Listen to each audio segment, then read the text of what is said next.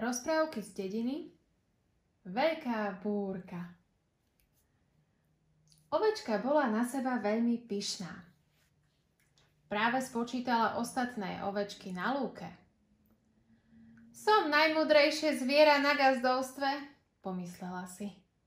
Keby tak ešte nejaké zviera bolo rovnako múdre ako ja.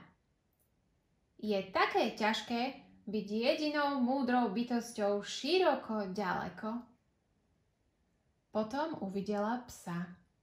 Prechádzal sa okolo búdy a úprene sa pozeral na oblohu. Spočítala som všetky ovce, chválila sa.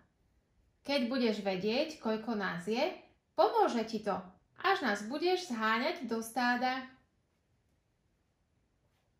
Na psa to vôbec nezapôsobilo. Videl som na oblohe sivé mraky, zaštekal. Myslím, že sa schyľuje k búrke. Keby si radšej prestal pozerať na mraky a začal sa viac starať o nás, vyčítala mu ovečka. Hneď by to na gazdovstve vyzeralo oveľa lepšie. Potom sa ovca pristavila pri koníkovi, ktorý v stajni prežúval seno.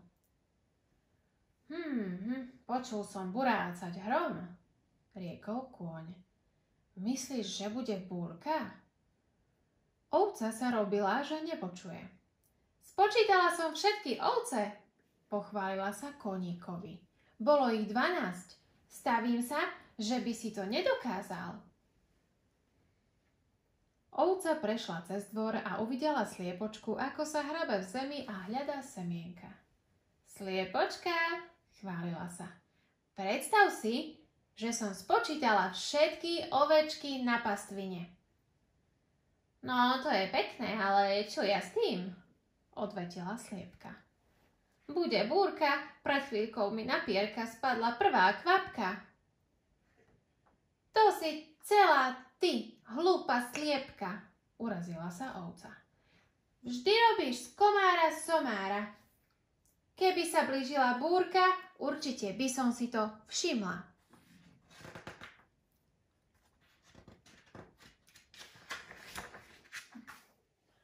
Ovečka sa vydala na prechádzku po lúke.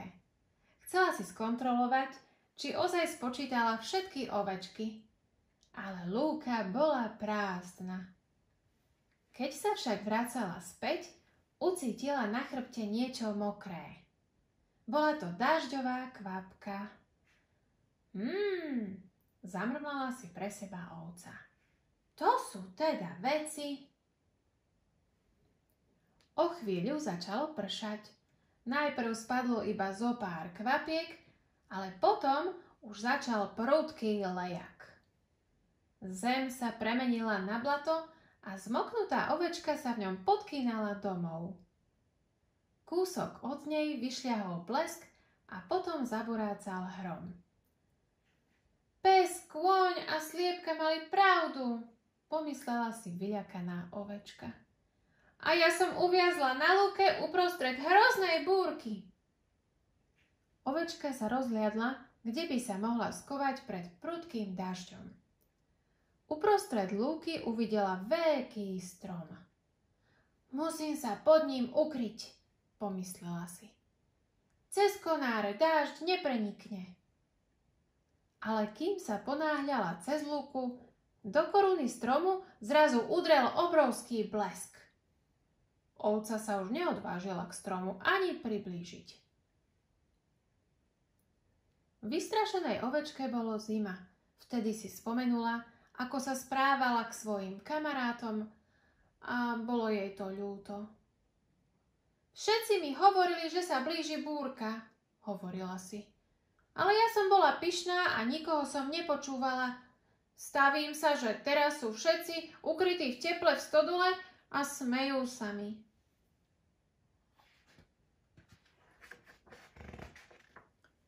Vonku zúrila búrka. Ale to sa naša ovečka mýlila. Zvieratka sa neukrývali v stodole.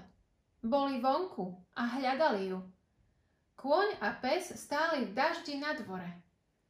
Psík dlho ňuchal po zemi plnej blata. Išla tadiaľto, riekol po chvíli a vyrazil k lúke. Kôň cválal za ním.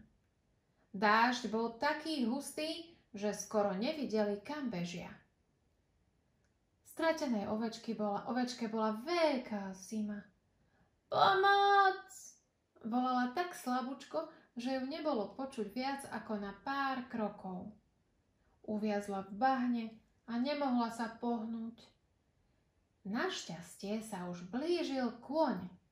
Prebrodil sa cez bahno a pomohol ovečke k okraju kaluže, kde na nich čakal psík. Všetci spoločne utekali do stodoly. Ovečka bola veľmi rada, že je zasa doma. Aj sliebočke sa uľavilo. Poďte dnu do tepla a sucha, privítala ich.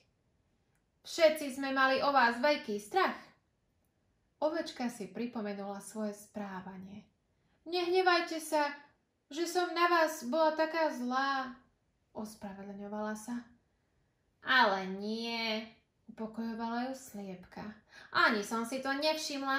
Zostanem tu dnes v noci s tebou, aby si sa nebála. A uhniezdila sa vedľa ovečky. Jej teplé pierka čoskoro zahriali huňatý kožuch uzimenej ovečky. Vonku zúrila búrka. Dažďové kvapky bubnovali na strechu stodoly a dvere škrípali vo vetre. Bolo to strašidelné a ovečka nemohla zaspať. Si v poriadku? Opýtala sa sliepka. Ovečka sa hanbila priznať, že má taký strach.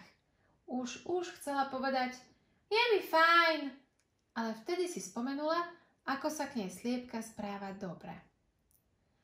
Nemôžem zaspať, priznala sa. Bojím sa. Sliepka chvíľku premýšľala.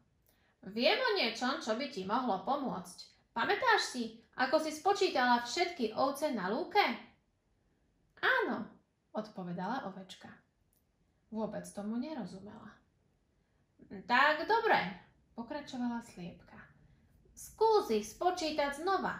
Predstav si, ako stojíš na lúke, okolo teba všetky ovečky a počítaj. Ľudia hovoria, že počítanie ovečiek im pomáha zaspať. A tak ovečka znova počítala všetky ovečky na lúke. Predstavovala si, ako skáču cez ohradu jedna za druhou. Jedna ovečka, druhá ovečka, tretia ovečka. Hovorila si a pomaly sa upokojovala, kým sa dostala k 5. ovečke. Zaspala. Keď sa ráno prebudila, vykukla z vrátok stodoly. Búrka skončila a slniečko svietilo. Dážď umyl celé gazdovstvo, takže vyzeralo ako nové. Ovečka šťastne vybehla von a celý deň sa usmievala na všetkých svojich kamarátov.